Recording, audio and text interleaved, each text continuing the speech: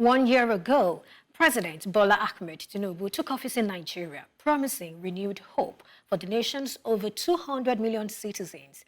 However, questions linger about whether that hope has materialized. The administration started with a clear policy direction, but the past year has been marked by frequent changes, reversals, and a lack of consistent planning. As a result, many key economic indicators are declining. In this context, we'll explore what steps the administration can take to reverse these trends. Welcome to Business Edge. I am Perpetua Fasami Peter. We'll begin with top business headlines. The Nigeria Labour Congress hinted on Tuesday that there may soon be a nationwide walkout due to the ongoing impasse over minimum wage negotiations.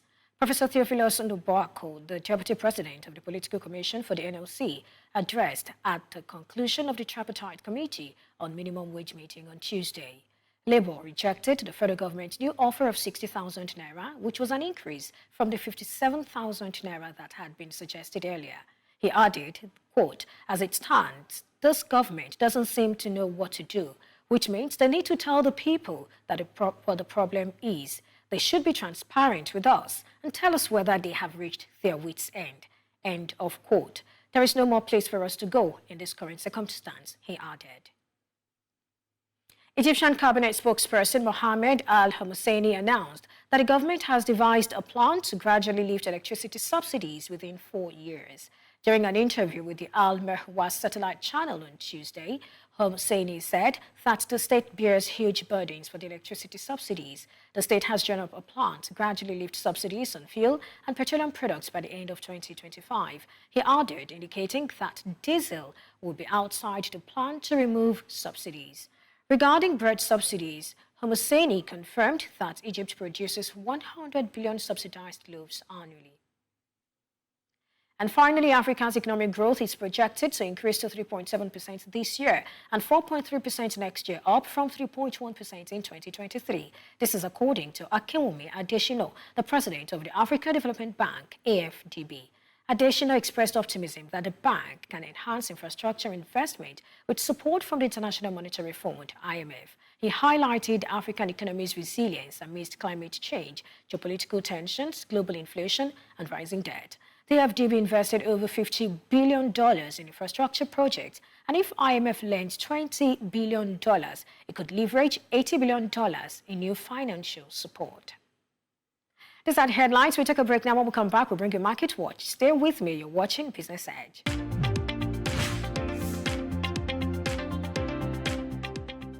Well, we'll bring you the Market Watch later on the show. A year ago, Bola Ahmed Tinubu assumed office as the President of Nigeria with a promise of renewed hope. His administration launched several bold policies to address the nation's unique challenges. This earned him endorsements from international entities like the IMF and World Bank, highlighting the overdue nature of the reforms. From the outset, the Tinubu administration set ambitious targets and took immediate action. The initial policy initiatives, including market liberalization, had mixed results. While intended to spur growth, these measures, of course, had some negative impact on the people. Joining me for more on this is Mukhtar Mohammed, the CEO of Assured Dynamic Investment. Thank you so much, Mukhtar, for joining me today. Thank you for having me, Perpetua.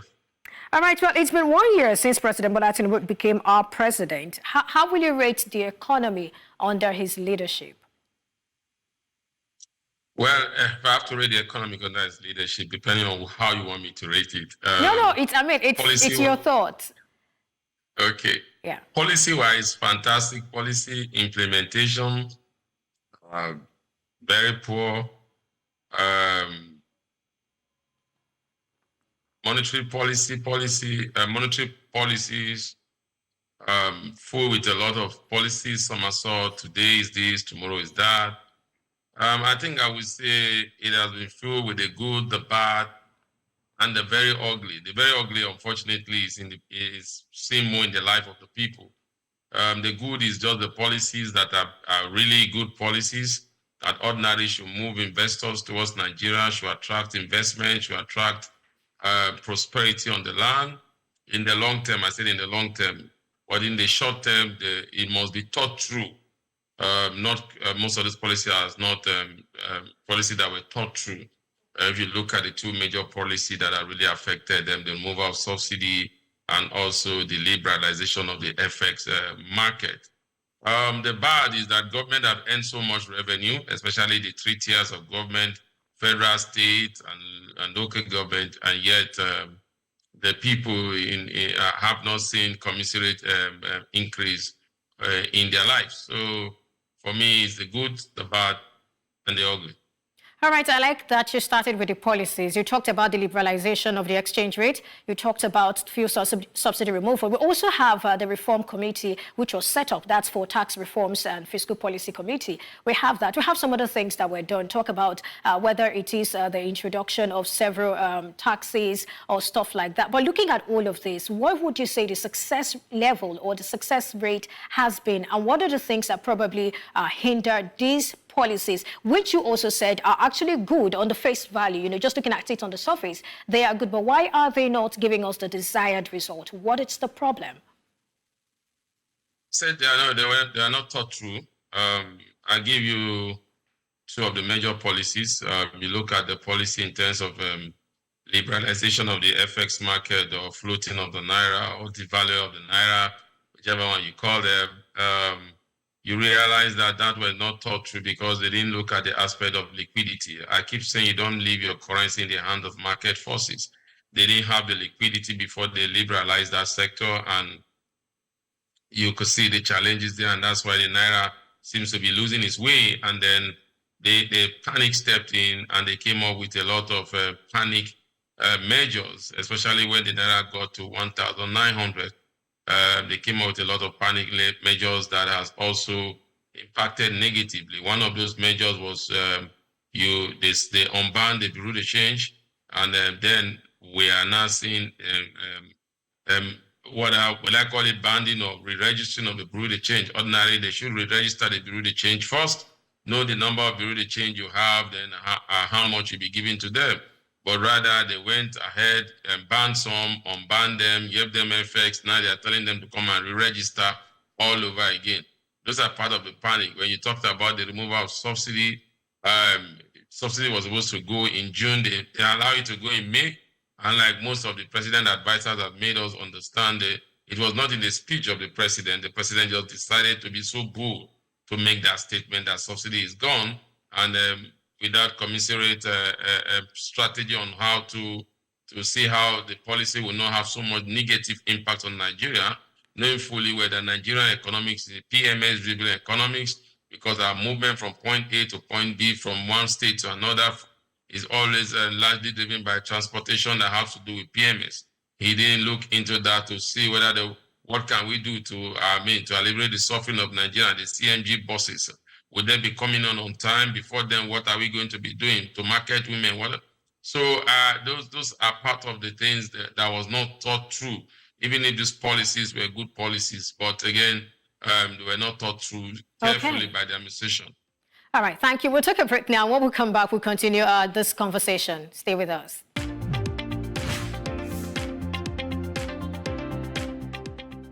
Glad to know you're still with us. And of course, I am joined by Mukhtar Mohammed, the CEO of Asha Investments. Thank you, Mukhtar, for staying with me. Happy to. All right, before we went on that timeout, we're talking about, the economy so far under President Bola Ahmed Tinubu, and you talked about the accretion, how that, a lot of monies have actually been made in terms of revenue. But of course, we'll get to that point where we get to talk about it. But then let's take another look at the policies. You sort of said a lot about why we probably do not see the result of these other policies. But then, does it seem to you like the current tax regime and by extension, the fiscal policy sort of lacks clarity, scope, and direction? Or is it too early to call? Because we've had some policy somersault, if I can say that so far in that particular regard. Yes, I think no clear-cut direction for the tax policy, because up to now we've not really gotten to know what the tax policy is. The tax committee, headed by a very, very, very renowned tax consultant, well respected. They wouldn't have been a better person to do that job than him. But unfortunately, I think the political class have not yet keyed into it, especially the state governors. I think they have been really not really working out, because remember what the chairman said was that they will need to have a meeting with the governor so that we don't have multiple taxation, we don't have multiple levies and that, but that has not come to bear up to this very, very moment. And even the government too was not helping, because they also were not patient. And remember, they were to come up with the cyber security levy.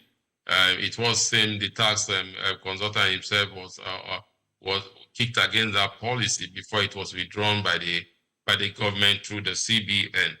The tax policy is a good one. When you look at it, it has to drive, especially the informal sector, which is the key driver of the Nigerian economy. They will enjoy a lot of tax holiday. Then they will see the benefit of paying taxes. And all these were very good policy. But like I said, we've not seen this. It has been submitted to the government. The government said they are still studying. They are still trying to see how this can be implemented. It's 1 year has gone. We've not seen anything as regard that. So for me, that makes it that the policy that is supposed to be one of the light of this administration. And when you look at that policy, this is the first time having a policy that is trying to widen the tax bracket, in the sense getting more Nigerians into the tax bracket, especially the informal sector.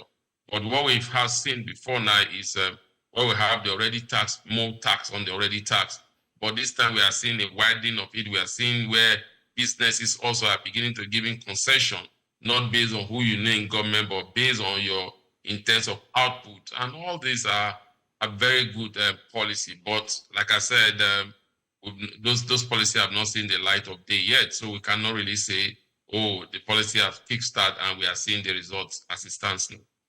Well, for the committee, I think we'll probably just give them the benefit of the doubt, because in the coming days, we get to know more about that particular policy. Now, away from that, for Naira float now, I want us to look at this, because at least we have three major results that we sort of anticipated: achieving a willing seller, willing buyer-driven market, harmonizing rates, and then narrowing the gap between the official and parallel exchange rates, and also attract investors and make exports more attractive. 12 months since that was done. How many of these boxes have been ticked?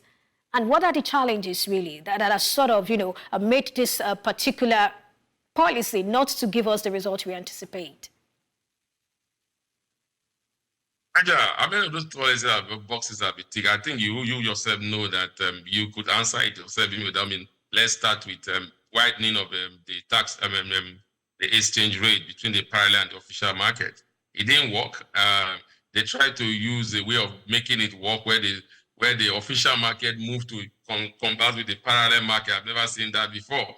The point the official market was 995. It has to move to the parallel market at 1,400 at a point. And then we saw that rapid downtrend of the Naira to about 1,900 before the Naira got a little bit of respect. So that hasn't worked. In terms of attracting foreign investors, also, that hasn't worked, because the instability in that space is very, very high.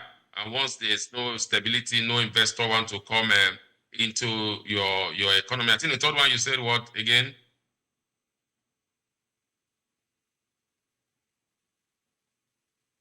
All right, Mukhtar, I don't know. Can you please confirm to me? I guess I'm not sure if you're done answering that question. I said, what about the thought? You made a thought. You made three areas. I've done two. What was the third area you talking about?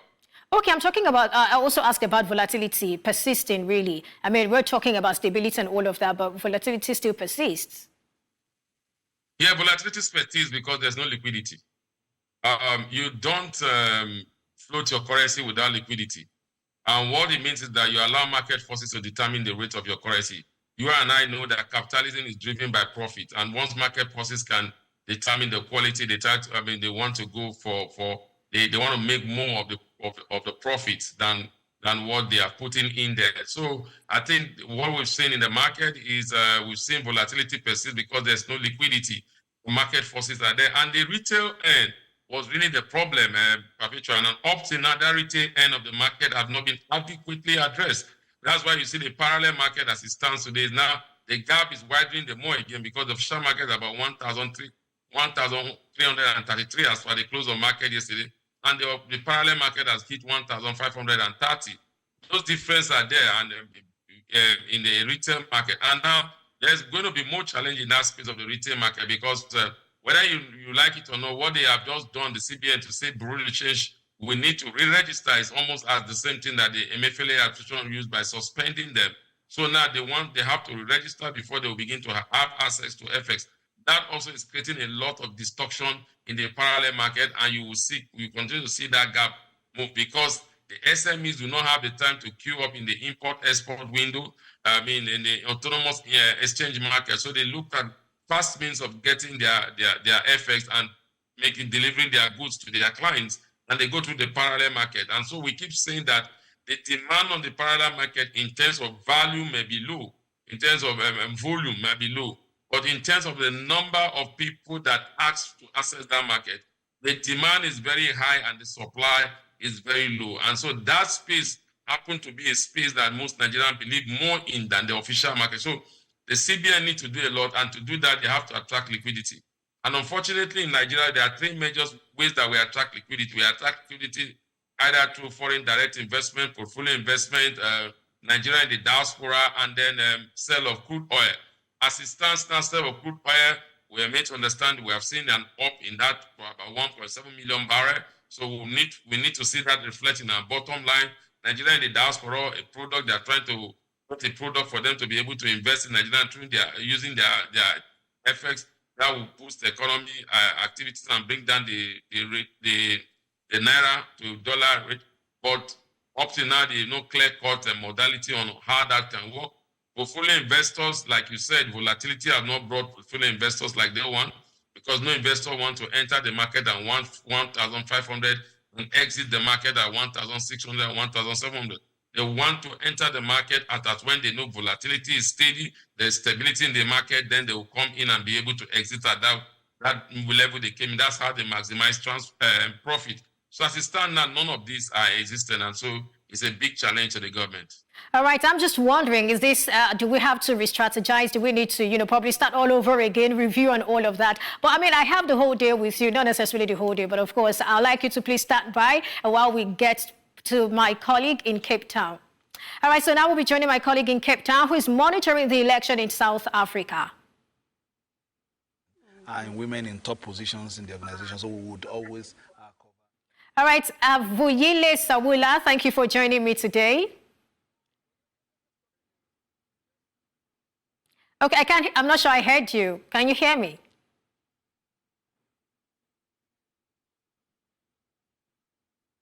Vuyile, please confirm if you can hear me. But if you can't hear me, I'd like you to please tell me what the situation is over there. How is it going? How's the participation?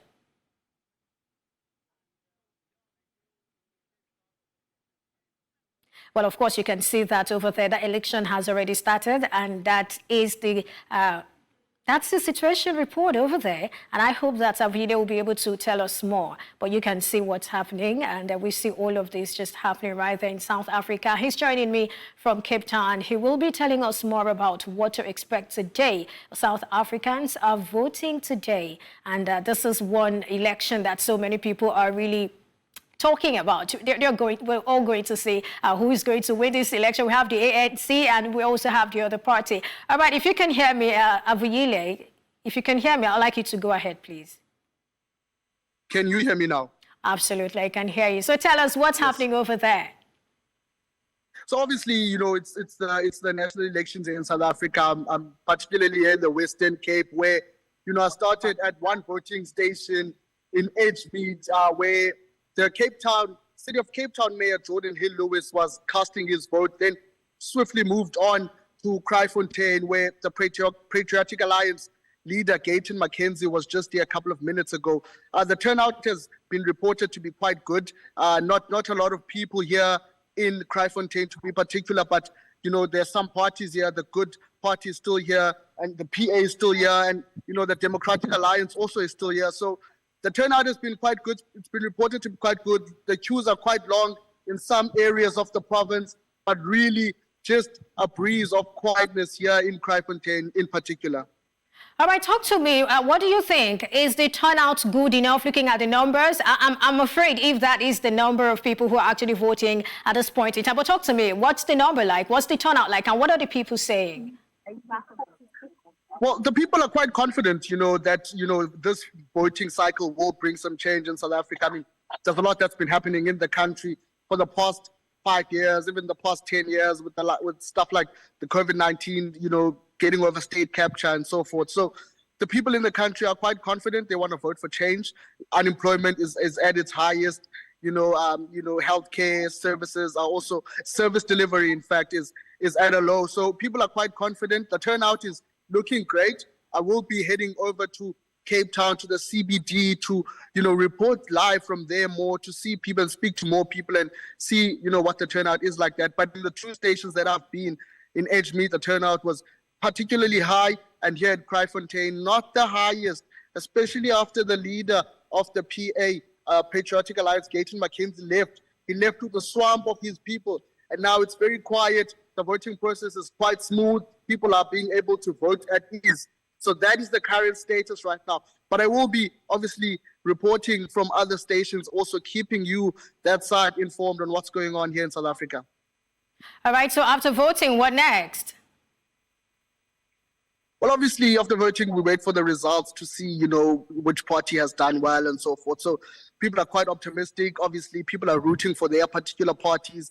But obviously, it's going to be a tough process of counting the votes and making sure everything is accurate. All right, thank you so much, Avusile, for joining me today. Avuyile, yeah, thank you. Thank you. All right, you're still watching Business Edge, and I, of course, have with me Mukhtar Mohammed. We're looking at President Bola Ahmed Tinubu's economic policies in the past 1 year. Mukhtar, if you can hear me, I'd like you to please confirm. Yes, I can hear you.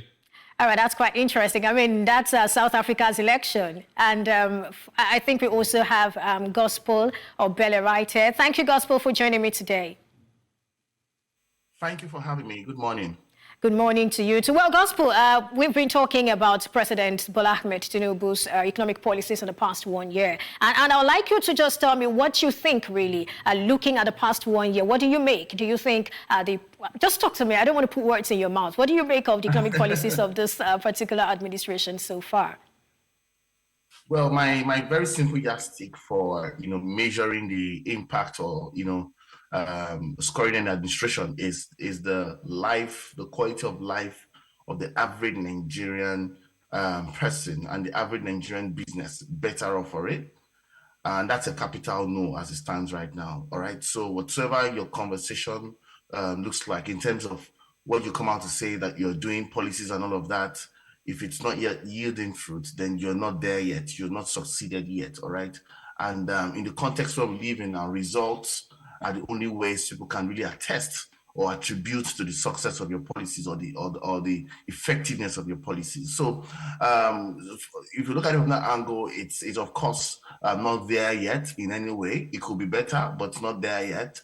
But if you look at it from the angle of being able to drive necessary conversations in international space, trying to win investors, gain back confidence, trying to just engage that lobby momentum to gain more traction to the Nigerian economy.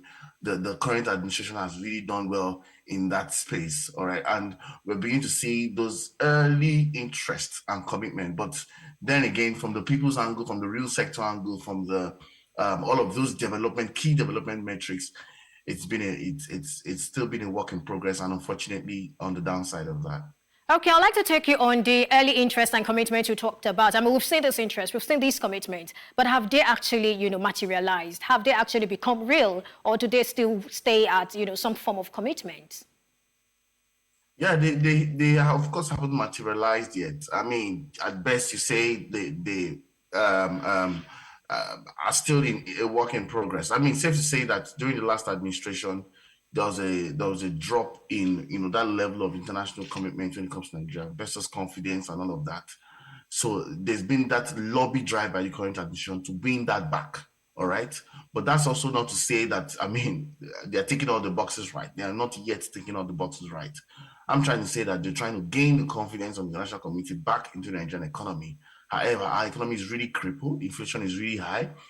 food inflation is at 40%, cost of living crisis constantly worsening, and the interest rates they're supposed to, quote unquote, conventional economics says it will bring down interest, it will bring down inflation. But we've seen that in the age of unconventionality that we live in now, that has not really yielded much impact. Instead, businesses and households have suffered more for it. So it's a very complex situation and a complex state of the economy. So if you have to scorecard, the current administration is a complete, really poor situation of how they've led and driven growth and all of that. And we really just have to stay very hopeful in terms of ensuring that economic indicators. I mean, we may want to talk about GDP, but right now, I mean, as much as growth is important, if that growth is hijacked by increasing cost centers, worsening inflation, worsening standard of living, crippling supply chain because of exchange rate dynamics, then it tells you that that growth is really threatened, and probably people are really worse off, in context to that growth. So nothing is really conventional right now. The age of trying to say that economic policies have worked because conventionally speaking, this is how they work, has come and gone. So I would not really say the current administration has really yielded much, and actually so much positive impact could have been delivered in the first year. All right, 1 year is a lot of time. All right, but it took you your first 100 days to even appoint your ministers. That's technically meaning you've lost 3 months in the first calendar. So there's still a lot of political will, there's a lot of leadership questions, there's a lot of effective delivery of policies, there's a lot of fiscal and monetary policies aren't yet synchronizing properly in terms of coherency of that level of leadership to deliver quality of life for the Nigerian people. And it's quite pathetic to All right. see. Okay. All right, a quick one just before I move on to Mukhtar. I mean, some persons are saying that this particular government, of course, knows what it wants to do, but it's battling inherited challenges. Do you agree with that? I completely disagree with that. And and it's not about this government. Many very unsuccessful governments, and it's become a cultural thing in Nigeria. Not just Nigeria, globally, you hear some presidents make that statement. They always refer back administration did not, and as a result, we're facing these woes. Yeah, I agree that there could be inherited problems, but part of the question of leadership is how you deal with the situation you met and how you make the most out of it. And that's been a very clear increasing path to progress and prosperity. Right now, there is no clarity to start with. Then secondly, we are not on any path. All right, so you can't put that on the past administration. And if you want to go on the party lines, the past administration was also an APC party in context. All right, so I see that as a very, in all sense of due respect and humility, very flimsy excuse and a very a show of lack of leadership to be able to turn the tables around. And also the fact that you've led the past 1 year and you've had a chance to begin to turn tables around, things have actually worsened, shows that the current state of inflation is actually more of your fault than the past administration. So I don't see that excuse as in any way. I just think it also beckons on the quality of leadership we are faced with in today's Nigeria. And sadly, it may remain so for a very long time.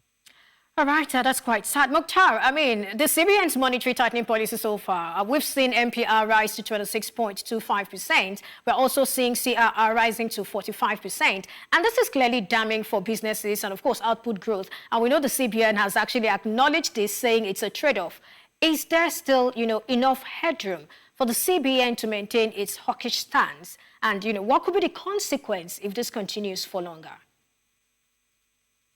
Well, number one, the CBN is not getting its foundation properly because it's not addressing the key foundational issue that is driving the inflation that we are seeing. The key issue that is driving inflation is largely driven by high FX rates in case of the exchange rate between the naira and the dollar. And it's one that, secondly, again, because majority of the household items in Nigeria, households are being imported, over 80% of them. So you are seeing those high rates because a lot of people demanding for those products, and the exchange rate is making the cost of those products high. So if you look at who we started hiking rates with the United States, with the UK, and you see how rate has really come down in those areas. But in our own case, rate has not come down because we are not dealing with the fundamental issue that is wrong with the Nigerian economy, which has to do a lot with lack of productivity, especially in the area of what we consume. we don't normally produce what we consume. So when you devalue your currency, what you are trying to say is that most of the goods that you consume, the prices are going to go up. So until we address those issues, we won't make any headway. Now, when you look at the cash reserve or liquidity or the cash reserve ratio at 45%, and you look at our economy, it's largely driven in the informal sector. The informal sector is still the largest employer of labor, and that same informal sector is largely driven by cash. So you need to come out with strategy or technology that will be embraced by that informal sector for them to begin to, that's when you reduce liquidity in the system, it will work. But as it stands now, it could be difficult because by doing that, you are trying to kill a sector that is the most vibrant in the Nigerian economy. You need to look back at what happened during the Naira redesign policy. How that sector was almost wiped off. So I don't think that has worked because when you look at other economies that those have worked, they are looking at destruction in terms of supply chain destruction. When you improve that, then you improve you bring down inflation. But in our own case, we are dealing with a fundamental problem, and like I always say, we are dealing with an economic inflationary pressure that is not driven just by destruction in terms of supply chain. We are looking at inflation that is driven because of cost of production, one, market forces, two, macroeconomic policy, three, then exchange rate volatility, four. So you are seeing four very critical issues. But when you look at these four critical issues that are driving inflation in Nigeria, if you are able to tick one box of it, which is exchange rate, you have succeeded in bringing down inflation marginally. And that's what happened what we saw with the Nigerian Bureau of Statistics, because we saw inflation come down a little month-to-month basis. That was just because of the positive impact that the Naira had at some time in April, where it moved from a high of 1,900 to a low of about 1,100 before we saw the Naira retreating back to its old place. So I think the CBN, which like you said, the CBN, the governor have alluded that inflation is largely driven by exchange rates. But again, and that exchange rate seems to be what they have not been able to fix. They are still struggling to fix it, trying to attract investment into the economy. Like Gospel said, I want to a little bit disagree with him when he said the economy is not an excuse, because what I keep saying that for past 8 years we never had an economy, and during the Buhari administration it was more or less like orthodox monetary policy, fiscal policies. Everybody was busy doing his own, and you just have to look at that with what has happened. I agree with him, that was lack of leadership, and that's why I think when President Tinubu came in, he had to make the hard decision. But again, like I said during my introduction, the hard decisions were made, but they were not clear, they were not thought out carefully before the decisions were made. And so they, like he said, are responsible for what we are seeing in terms of high cost of living, high inflationary pressure.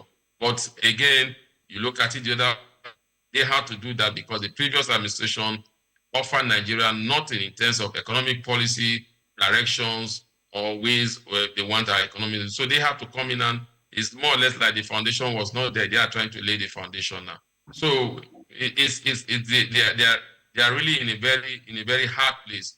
Hopefully they will be able to tick the boxes if there is synergy between the monetary and fiscal side.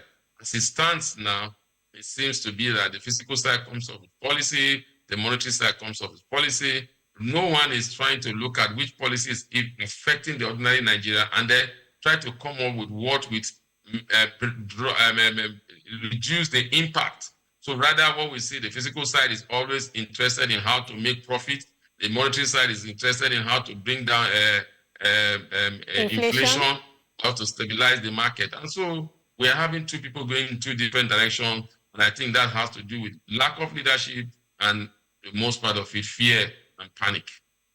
Oh, wow, fear and panic. And I know that many times when you listen to these people talk, they always say there is synergy between both of them, whether it is Wale Edun speaking or it's Kado. So they always, allude to some form of synergy between the monetary authority and the fiscal authority. But for Gospel, I'd like to take you on this. I mean, some of these policies, if not all of them, require some level of balancing, especially from the fiscal side. I mean, we've heard of some of the things that this particular administration has done. The distribution of 42,000 metric tons of assorted grains. We also have the CBN handing over 2.15 million bags of fertilizer to the Agriculture Ministry. Of course, we do not have further details on the distribution of that. We also have some monies that have also been given, whether it is 50,000 naira to nano businesses or it is some monies to, either the manufacturers and all of these things. What more do we need to know about these interventions and how impactful have they been? Thank you very much for the question. I mean, interventions have to be on two levels at this stage, on the very minimum, to be able to deliver. You have the necessary conditions, you have the sufficient conditions. Everything that you've quoted just now, 50,000 naira, fertilizer, and all those things are necessary conditions, right? Just like asking an individual, do you breathe every day? You, of course, breathe. It is necessary for you to breathe to even have a life. But for you to earn income, do something productive, have a meaningful life, enjoy your life, you need to do very productive things at higher levels beyond just breathing. All right, so that's what it is here, right? All of the policies you mentioned, so-called policies you mentioned, with all due respect, has been, in my own humble opinion, necessary for them to do, for them to deliver. In fact, some of them have not even been properly executed at that necessary level. Take, for instance, the 50K. How do you give 50,000 naira to individuals and you call them that's a relief palliative and all that? It shows you how destructured and how much leakage exists in the system. I mean, the UK also did something similar, trying to support local people with whatever they needed through the cost of living crisis. But they did that through a charity network. We don't have an NGO industry in Nigeria. So the government funded the NGOs. The NGOs put up projects to support people locally. All right. So you can't hear that such monies are given to people individually. You don't even know who the people. Is there a database that showed who gets what? Can we track it? Can we see how that money has impacted their cost of living? There is nothing. All right. So to me, it's not a policy. It's just an intervention, an initiative to help people gain relief at the necessary condition, which was not even delivered adequately enough. Now you don't have sufficient level conditions, meaning how you institutionalizing, managing, structuring, and ensuring you're building for today and the future. None of that is in the works. Have you seen any policy that significantly addresses the industrialization gap in Nigeria? And now you talk about in the manufacturing sector. None. Nothing at a scalable, intelligent level. Okay, you want to talk about the fertilizers and all that. If you look at the history of governance in Nigeria, almost every government gives fertilizers to farmers. The central bank during Emefiele's time was also doing that. But can we even take an evaluation, a midline or baseline, midline, and endline evaluation of the farmers who got who benefited from that exercise? Can we find out, how much fertilizers they got? What level of improvement has been made on their local farms? How much of those produce have ended up in market? Did in terms of from farm to market, did these farmers gain commercial returns of value from that process, from that input process? Are Nigerians better off when it comes to food security, that you gave out XYZ number of fertilizers and that led to XYZ number of crops or rice produced in XYZ? There has to be a theory of change framework, and that theory of change actually being effectively delivered. In all sense of it, I think this issue of just giving fertilizer and all that is very, very, it's a very infant level policy to throw out there, and to be a part of your scorecard policy for your 1 year engagement. I mean, the world has moved past that. All right, fertilizers are a norm, it's necessary condition. All right, but how much of food security are those? Those are input materials. Those are not output or outcomes you celebrate. I don't know if you get what I'm trying to say. So how much of that has led to the output or outcome today that has helped food inflation? So if you say, okay, you deliver fertilizers, food inflation is at 40%. So if you look at it by level of your tangible results, have those fertilizers actually yielded anything? Have they dropped down food inflation? Do you have more supply, in the Nigerian economy? Have you beat the access to market challenge or access to infrastructure challenge? Have you beat the farm to market challenge and ensuring that more Nigerians have food to eat by virtue of supplying local people more fertilizers? All right, so I think you already know the answer to the question. And if you look at it from those contexts, that's not an economic indices or something to celebrate about. I don't know if you get what I'm trying to say. So if we're really going to talk about growth, development, and improvement of life, quality of life for the average Nigerian, then we have to look at what really counts, not the fertilizer. every government does fertilizer, but we don't know how many people got it. We don't know who got it. Up until now, we still don't know who got this fertilizer. Well, talking about Emefiele, remember the Anchor Borrowers Project and how that some of these guys actually purchased his form for him, according to him, the presidential form. Well, I mean, I'm just trying to say that there is a pattern here, and that pattern is so much focused on the inputs. You don't know who benefited what. You don't know how it benefited society. You cannot tangibly, identify, how people's lives were better off for it, how the economy, how the real sector was better off for that investment. All right. During the Buhari administration and all that, you've got the social intervention program that gave 5,000 naira conditional cash transfer. It's the same thing. The 50K you see now is the same thing. So all right, Gospel, I know if I allow you, you have a whole lot to say about this. But let's look at this now. Right. From the onset of the implementation of these administration's reforms, we've sort of seen clear losers and winners. On the one hand, the banks are sort of making profits in triple digits, if you ask me, as a result of forex gain, not just if you ask me, from their results. Now, consumer goods companies are so badly hit that they are beginning to wipe out shareholders' funds. I mean, we know examples. And then the yield in the fixed income market makes, that particular market attractive. And so while equity investors are not smiling, we have, people smiling at the fixed income market. I mean, I can go on and on. And then we also know there is an infrastructure support fund that sort of should benefit states. We do not have information on it. So what do you attribute this to? And for how long are we going to have it this way, where there are losers and there are winners, but we don't have some form of coordination? I mean, let me tell you, the truth is that all of these things are a function of one thing: the extractive nature of institutions in Nigeria and in many countries in the world, not just Nigeria, all right? And extractive institutions simply mean that the policies, the delivery of public goods, social goods, wealth, and distribution of all of that is structured in such a way that very few benefit, and the cycle continues to benefit the few, all right? So you begin to see policies, institutional dynamics play out in that order, and that's what's happening right now, all right? Conventional economics says that, okay, interest rates will beat down inflation, but we are not faced with a conventional interest rate. Like Muta put it, you have a cost of production challenge, and you have deeper structural issues impacting on inflation. So using a monetary policy to fight an inflation that is non-monetary by structure and design is a misalignment of efforts to even start with.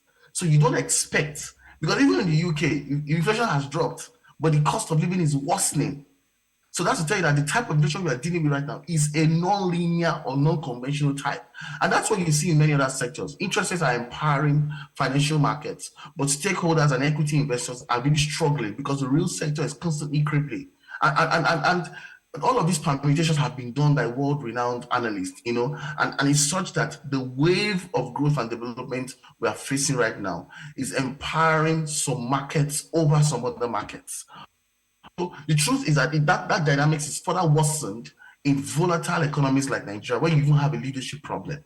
All right, I don't know if you get what I'm trying to say. So to a very large extent, it now boils down to, how do we look at solutions within our context that works for our context, and how do you balance out? More international, multinational organizations are either leaving or are downsizing in one way or the other. And they're not telling you they're downsizing. Some major multinationals reduce the number of brands that they have in the market today, and they're constantly reducing it.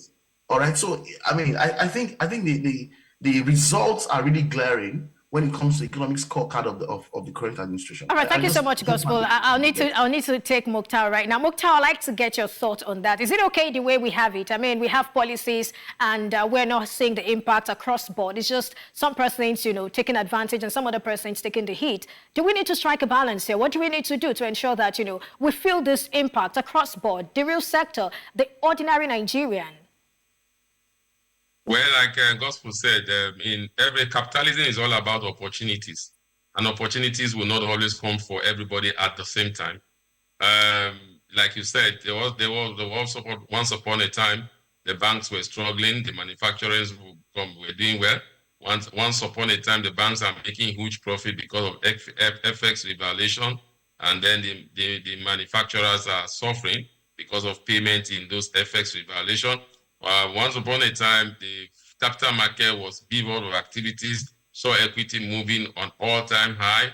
The fixed income space was down. Now you see so it's normal, like you said, it's a cycle in every economy. But the fundamental issues is what is driving that cycle? Is it fundamentally driven a policy that is driving that cycle? Will that policy continue? You know, no policy lasts forever. No challenge, economic challenges last forever. It's either the way you handle it now will reduce the effect on your people, or if you don't handle it well, then that cycle continues to get widened. I like saying this thing. In terms of you know, when you commit a sin, you go to God, you say, God, Father, have mercy on me, and Father, forgive me, and the Lord will forgive you. But when it comes to economic sins, once you make that mistake, you will have to pay for that sin, one way or the other. So what we are suffering now are the economic sins of previous administration, confirmed also by some economic decision of this administration. So we are now paying a higher price on that, because what some policies, some decision that should have been done 5 years ago, 6 years ago, 7 years ago, or last year were not done. And when you came in, you did not think through those reasons why those were not done, then put up strategy in place. If that is done, what will militate the suffering of the people, and you went ahead with it. And it is why we are where we are today. So definitely there's no, you can only create a balance. The only way you can create a balance is if these policies are in one way creating jobs for the lower end users. Okay, we have to go now. We have to go now. Up to their standards. All right, we have to go now, Mukhtar, in less than 30 seconds. I mean, for the over 8 million Nigerians and even other Nigerians that sort of voted this president, do you think their hopes have been renewed or dashed? Simply, in less than 20 seconds, Mukhtar, and then we have Gospel's take on that. With all what we have said, their hope has been really dashed. All right, Gospel, let's have your take. Yeah, I agree, Mukhtar. Their hopes have been dashed. I hope it can be renewed. All right, you hope it can be renewed. That's an interesting play on words, but unfortunately, that's the current situation here in Nigeria, with a government that came with a lot of hopes for so many Nigerians. But sadly, we're seeing high cost of living, with people wondering if this will ever end. We hope an end will come very soon. An end will come to all of this, and of course, all our hopes will be renewed. Thank you so much for your time on the show today. Thank you for having us. All right, many thanks for joining me today. It's May the 29th, 2024. What are your thoughts? What do you think about this president's 1 year in office? You can join us on all our social media platforms to tell us what you think. And you can join all our shows today to tell us what you think. Thank you so much for joining me today. I am Perpetua Fasam Repeater. Bye for now.